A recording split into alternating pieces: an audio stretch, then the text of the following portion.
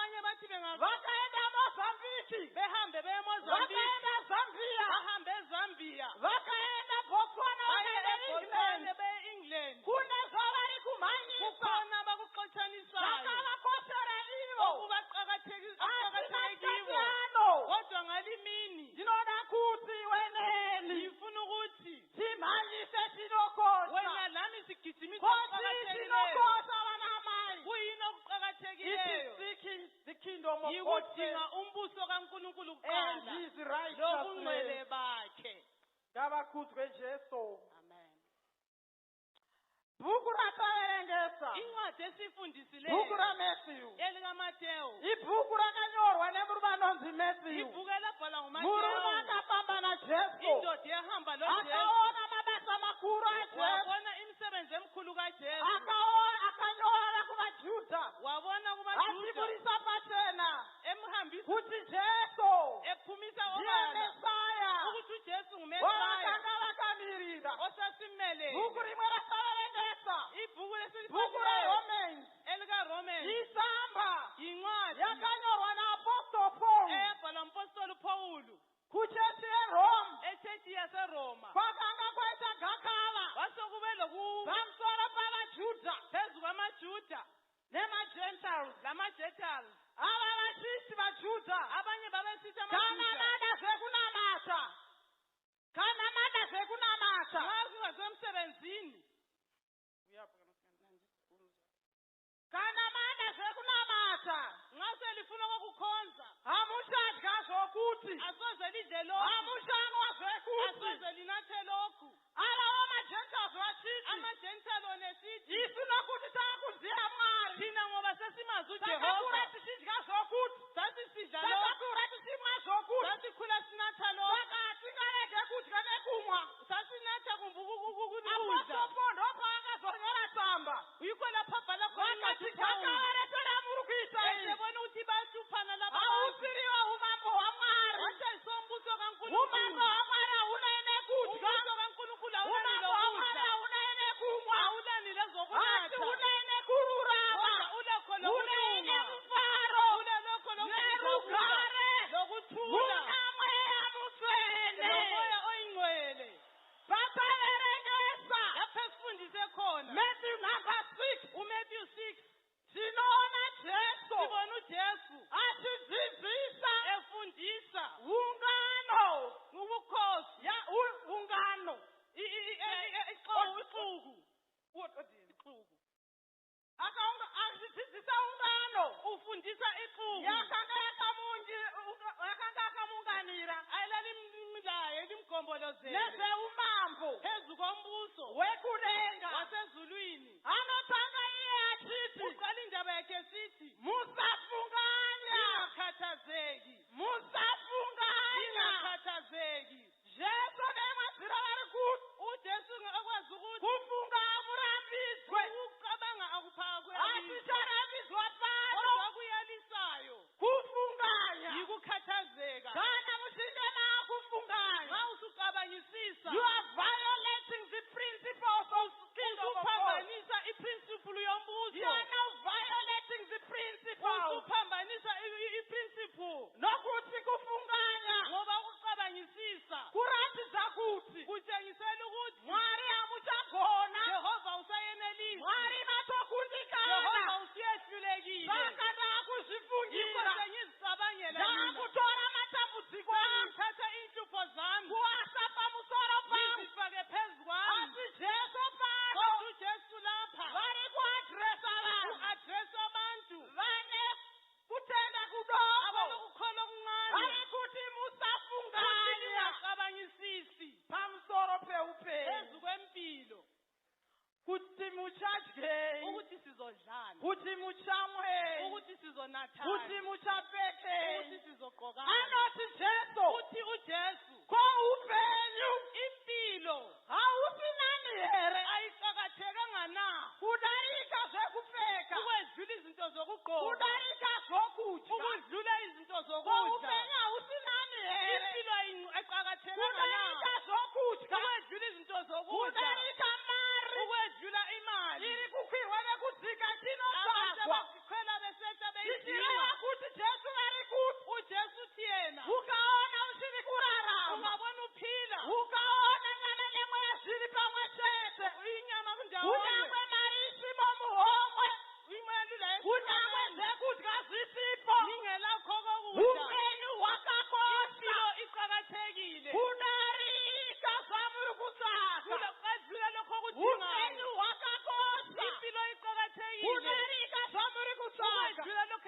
ngayo unamvuyira mberi Jesu uqhubekela phambili uJesu kwamuviri uthi umzimba hauna kukosha here awuqakathekanga na kudarika zvekupfeka ukwedlula kokugqoka kwamira unakukosha here umzimba awuqakathekanga na kudarika chekupfeka ukwedlula kokugqoka zvichireva kuti kusitsho ukuthi haugone kupfekedza muviri angeke wagqokisa kana umzimba uchinge wafa nxa usufile muviri wakafa umuntu umzimba haugone ofileyo kupfekedzeka awugqokiseki koniwa unafunganyira nechii so uhluphekelani pamusoro pezvekupfeka phezu kwezinto zokugqoka anopfuurira mberi Jesu uqhubekela phezulu okamuenzaniso uJesu afuke umfanekiso anoti shiri dzedenga uthi izinyoni zezulu hadzirime azilimi shiri dzedenga izinyoni zezulu hadzina ability yekudyara azihlanyeli shiri dzedenga izinyoni zezulu hadzina ability yekuunganisa azikwanisi ukuhlanyela asi ndinodzichengeta kodwa ngiyazigcina asi ndinodzipa kodwa zvokudya ngiyazipha kokudla asi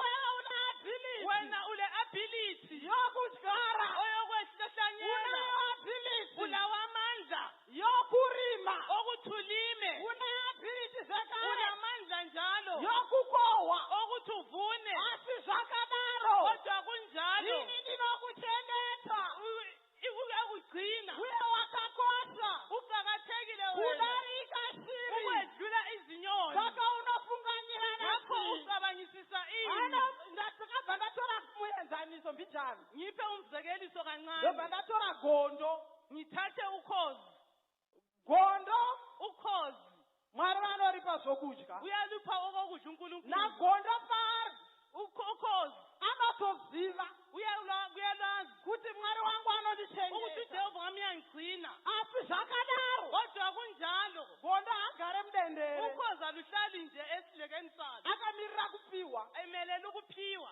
gondo anotobuda mudendere yaphuma ukhozi obhururuka luphaphe obhururuka zvake luphaphe anogona kutosiya maraini ese ari panapa uyakwanisa ukuchiya zonke into ezilapha akanaka kuzivalo kwedu kunkayi eqonde enkayileko sivalo ona ndiyo ebone amasiyane osvika gondo asile ufika ukhozi chinosvinidza meso agonde kuti aone ndiyo okuvula amehlo okhozi silubona amasiyane hakusi kuziva kana kungwara kwake hakusi kuziva asikho kwazi but isimba ramwari kodwa ngamandla kaNkulunkulu anofika otora ndiyo gondo ufika luthathe isiyane mutende ototema wena ungakhali amfundisi vamamusipo gondo akatora nhiyo yangu uthethe isiyane lami siyane yangu enda na isiyane gondo lami lihambe asi lokhozi mwari vanenge vatosaplaya uNkulunkulu ebesaplayi mwari vanenge vatopa chekudya uNkulunkulu ebephile okudla ekhozini okanoisa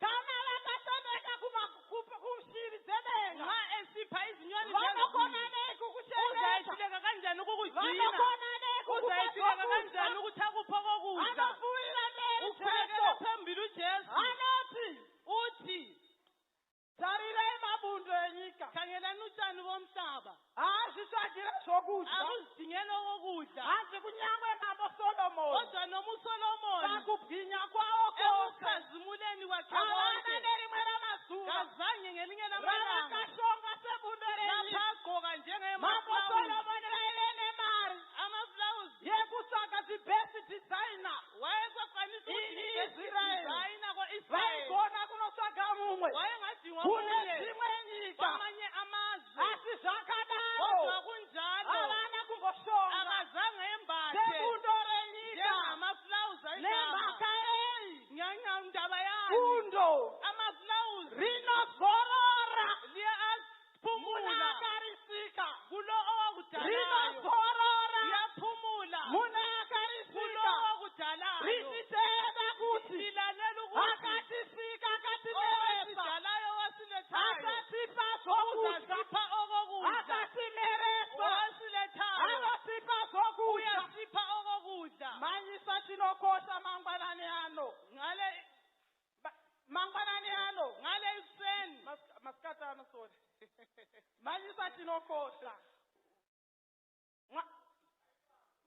manyisa chinokosha ufake okuqakathekileyo seeking the kingdom of God first ukudinga umbuso kaNkulunkulu kuqala and his righteousness. lobungcwele bakhe. Jesu vachiparidza vari pagomo. uJesu echumayele esentabeni Zviuru zvishanu zvakavaunganira. abantu bembuthanele, Vanhu vakafa nenzara. abantu basebesifa ngendlala. Ndobva kwaita mukomana akanga ane zvingwa zvishanu nehove. kukhona kwakulesinkwa izinkwa ezinhlanu Vadzidzi zenhlama. vakutoti Ishe, abaningi sebesithi inkosi hatingarabe takaunganidza vanhu. singeke sayala sibuthanisa Vanhu abantu vafa nenzara. sebesifa ngendlala. Ndipo pakabuda zvingwa yikho zvishanu lapho nehondi. okwaphuma izinkwa ezinhlanu lenhlanu. Zvinonzi Jesu vakaonga. uJesu wabonga Ndokubva vazvimedura. wasekuqamqamula Jesu vachimedura chingwa. wayeqamula isinkwa Vaimedura limitation. wayefaka imitation Yekuite zvishoma kuti zvive ukuthi zvakawanda. okulutshwane kube kunengi. Ndozvavanoita Mwari. yikho kunjalo lo nkulunkulu Vanomedura shoma mari iyoyo. ule khonokho Yauri kulutshwane kukwirira nekudzika. imali loyidingayo lokhu Yauri usebenzisa kukwirira nekudzika. ukwehla nokwenyuka kwakho Usinga zvake zvinokosha. udinga ungadingi Vanomedura okuqakathekileyo. ushoma hwezvinhu unkulunkulu ekhaya lokuncane kuti bakhona zvive zvizhinji. ukuthi kube kunengi. Usafunganya ungakhathazeki nokuti vanodziya Mwari. ngoba abazi unkulunkulu Usafunganya. ungakhathazeki. Imi garai mukingdom. indaba yekingdom Garai mukingdom.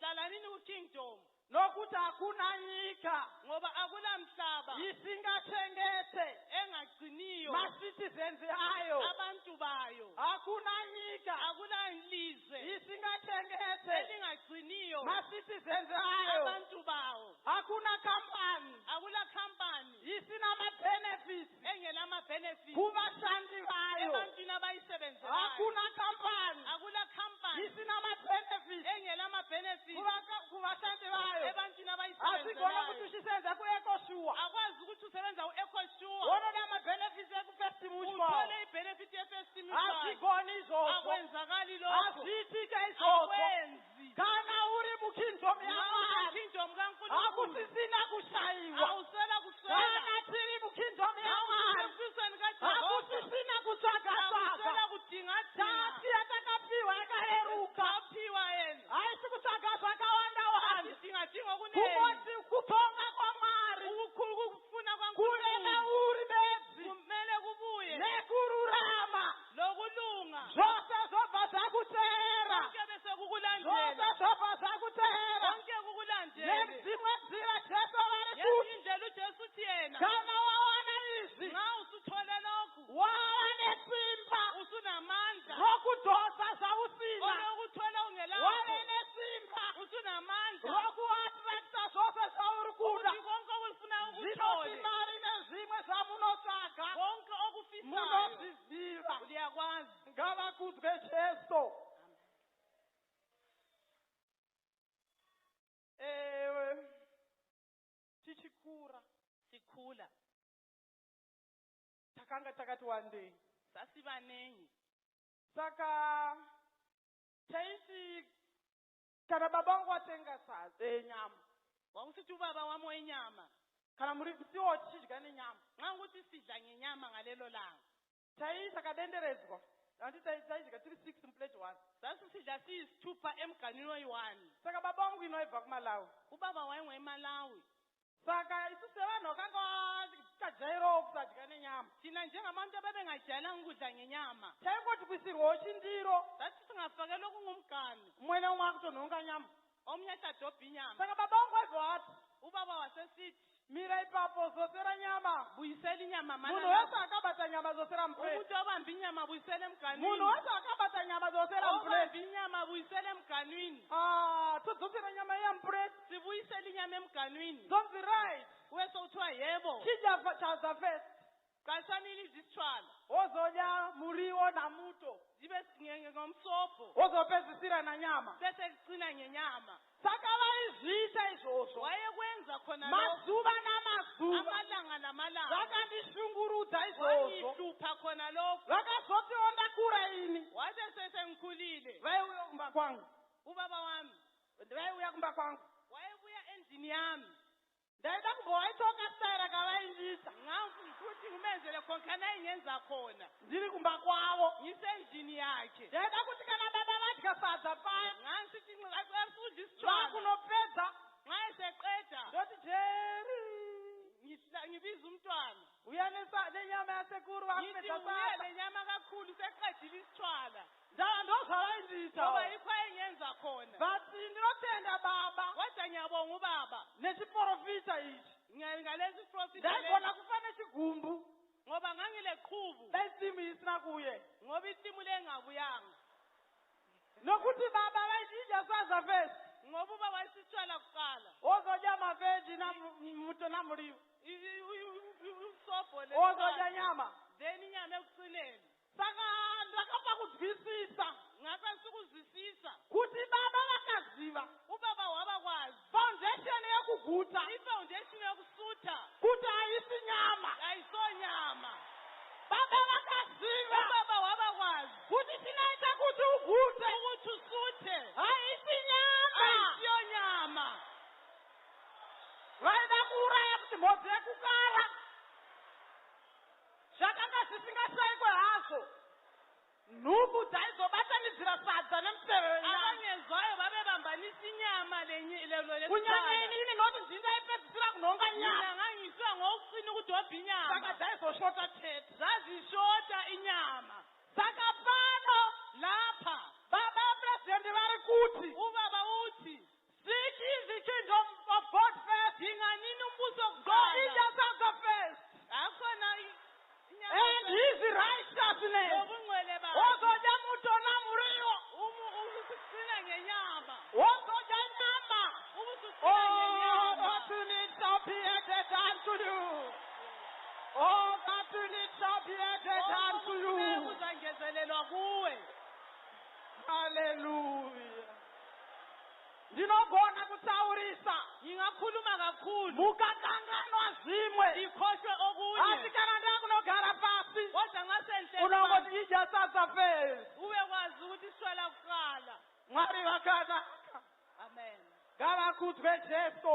Yes Lord. Manyisa tinokosha kutanga Gijimisa Ndinokosha okuqhakathekileyo kutanga. okuqhakathekileyo nditsho ngati manyiswe yikho kumele tinokosha ukuxoshanisa kutanga okuqhakathekileyo. baba vaiziva kuti mapisi mairi enyama Wayekwazi amaphisi haigona amancane kutigutisa angeke asuthise asi umuntu. raparidzwa pano shoko Kodwa lishunyayeli hapashayikwa anokara akuswelakala obukhali anoramba achimhanyisa oyala lokhu eqotshanisa zatati aa okwathiwa hayi bo hapashayikwe asi akuswelakala mangwanani ano masikati ano ngale imini ukaona wakumhanyisa zvimwe zvinhu omunye ogijimisa ezinye zosera izinto nyama uyisela mupurei inyama eplatini ukaona wakutsvaga pfume yenyika ino ngathi ngokunye zosera nyama mupurei uyisela inyama eplatini ukaona wakutsvaga tsvaga ungabona zvikabona zvinhu zidingadinga zosera nyama uyisela inyama mupurei emganwini mwari vachichichira uJehova zvakanaka esenzele kakuhle ngavakudzwe Jesu makajunyisa uJesu ngavakudzwe Jesu makajunyisa uJesu.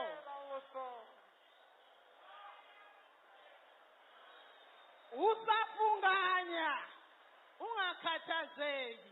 kufunganya kunounzwa zvirwere Ukucabangisisa kuletha ini imikhuhlane. kana ndichiti usafunganya Ungahluphi ndiri ungacabangisisi. kuparidza radakararama mariri Ngiyachumayela kanje. ndakambofunganyawo Nami ngake ngacabangisisa. vakandichema ndiri mupenyu Ngangikhala ngisaphila. ndakambofunganya Ngake ngacabangisisa. ndikachinja lekhala Ngatshintsha lekhala yendwabu. ndikasiba kuti tsva Abamnyama chu. ndadaro Kunjalo ndakabva ndambonaona amai vangu kuchitungwiza uku ngabona omunye usesungwiza. ndasvika ikoko Sengifike khonale. vamwe ambuya anonzi mbuya mai masimba Omunye ugogo oqanjwayo vakatishanyira wangivakatshela. vakashanyira mhama vangu Wavakatshela umama wami.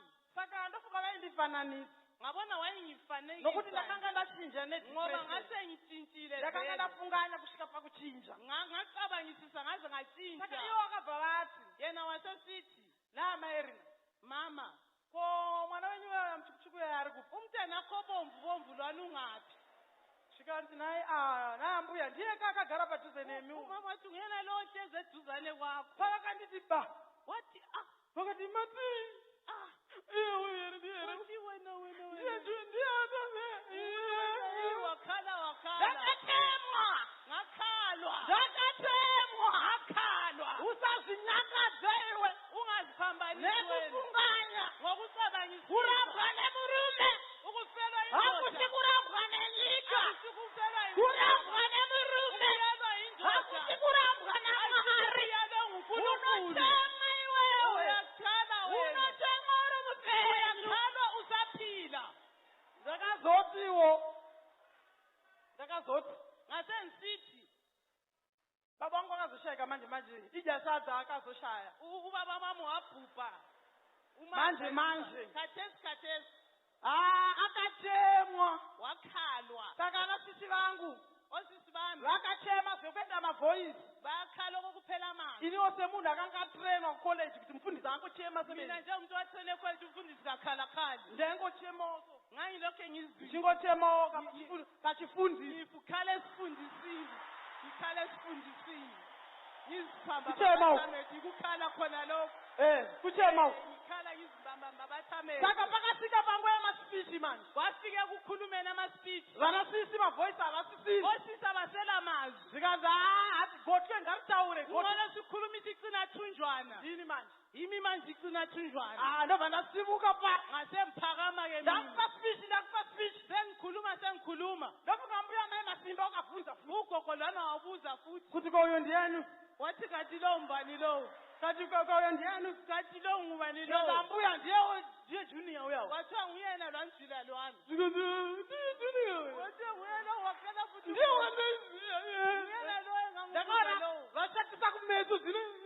ekuqalelokhe Vanoti vada kundibata maoko. mina engibiza ngesandla Ndakata mbuya zvinowanikwa. ngathi gogo hayi Baba vaenda. uba usehambile Zikazi aiwe ndikuchema iwewe. angikalela wena Ndandakaziva ndokasera kabuya masimba.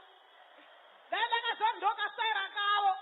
ngazindandlela ngakibo Ndandakaziva ndozvavanoita. ngabe ngangikwazi sikho akwenzayo Ndikada ndisakubatikana gore vakandichema ndachinja kala. ngabe ngakathi sikhalaze ngikhalela pane ekuqaleni Vatikani Mwari ngaakuitirei zvakanaka. uJehova masenzele kakuhle Imi makafirwa. lina lafelwa Musarambe muchichema. lingayali lokhe likhala Nokuti zvanzi vanokuchengetai Jesu. uJehova uyaligcina Vanokuchengetai Jesu. uyaligcina uJesu Nokuti chero iko zvino so. noma khathesi Tikabvunza avo vefesti mutywa. singabuza befesti Vaitaura pano nezura. ade belapha la Ndakazwa vachiti 2 tire, 3 ekhuluma tire. ngothithaya wathi Baziva kuti kana vachiti 2 tire munopinda vanhu 2 ka 1. akusitsho ukuthi ungcwaba abantu ababili Ayiwa. kuthithaya ayiba Hayiwa. akunjani Akazi 3 tire. ungaze ube yi-3 tire Inopinda munhu 1. ungena umuntu oyedwa Uyo akaenda to. omunye uyahamba Inoti zvigadzirira. wena zilungiselele Chitsvaga umambo. dinga umbuso Nekururama. nokulunga Kuti kana wavata. ukuthi nxa usuhamba Usazomutirwa pakutongwa. ungafike Kuti kana warara. Usamutirwe pakutonga. Vanochengeta Jesu. ujesu Handi kunyangwe nevana veIsraeri. ukhuluma kwaIsrayeli Vachienda kunyika yechifikirwa. Vakanga vasina dzimba. babengela zindlu Asi vakasvika. kodwa bafika Mwari akasunurudza vakanga vari imomo. Ivo ndokugara. basebehlala Munogara dzimba dzamusina kuvaka. izindlu ongazakhanga Munogara dzimba dzamusina kuvaka. zamuzi yakhe Mukatsvaga umambo havo kutanga. Nekururama. nokulunga Iriko pakeji. Ikhona. Nokuti hazi zvose ngoba konke zvinokuteerai. kuyakulandela Ngavakudzwe Jesu. makadunyisa ujesu Ngavakudzwe Jesu. makadunyisa ujesu Havasi munhu Mwari ava. unkulunkulu asomuntu lo Havasi munhu Mwari ava. asomuntu unkulunkulu lo Ngavakupei zvokudya. akuphe okokudla Ngavakupei zvinokukwanirai. akuphe okukwenelisayo Upenyu hamugone kuhutenga nemari. impilo ngeke wayithenga Upenyu ngemali hatigone kuhutenga nemari. impilo singeze sayithenga ngemali Asiwo vanotipa pachena. kodwa uyasipha Kana yena. vachichengeta shiri dzedenga. nxa egcina inyoni zezulu Unokona nei kukuchengetai vana mai. Uzakwesiyeka kanjani ukukugcina mama Unokona nei kukuchengetai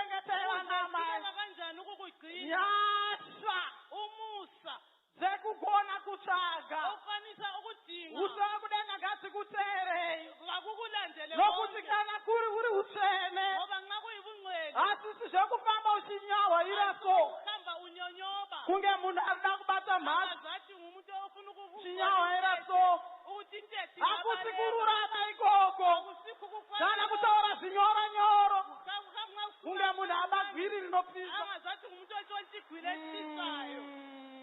hakusi kururama ikoko kururama kuita zvavanona woregedza zvakaipa okubi. ita zvavanona jesu Ufuna usiye zvakaipa mwari verugare uNkulunkulu wokuthula. ngavatigone mwari verugare uNkulunkulu wokuthula. ngavatiwanire nyasha Masenzele umusa. handizwe kupfuurira mberi